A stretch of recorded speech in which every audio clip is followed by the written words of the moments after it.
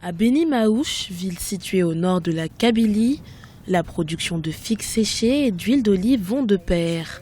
Dans cette ville, les deux productions représentent 80% de sa superficie. Principale source de revenus des habitants, cette production se transmet depuis des générations. Nous cueillons des figues comme nos ancêtres. Chaque génération a fait ce travail et quand un arbre meurt, nous en plantons un autre. C'est ce que nous faisons pour vivre. C'est le mode de vie des gens qui vivent dans les montagnes.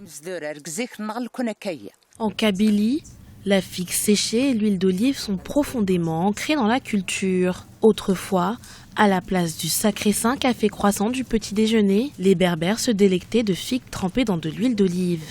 En gage de qualité des produits, la région a obtenu en 2016 le label Indication géographique. Un sésame qui avait même poussé les autorités algériennes à promettre aux producteurs de Beni Maouche une subvention pour les aider à exporter davantage.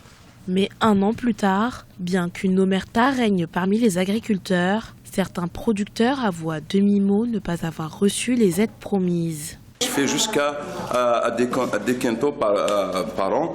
Donc c'est le métier que j'ai hérité chez mon père et mon grand-père. C'est un travail familial. Je fais des efforts personnellement. Ça me manque beaucoup de moyens. Je veux bien exporter cette figue comme ça a été exporté dans les années 40. Le marché de la figue a jadis connu un boom. Conséquence des productions excédentaires des années 1930, la figue s'offrait entre voisins. En passant d'une production annuelle d'1 million de tonnes à 600 en 2016, la figue est désormais une denrée rare. Pour pouvoir savourer ce fruit, il faut aujourd'hui débourser près de 1100 dinars le kilo.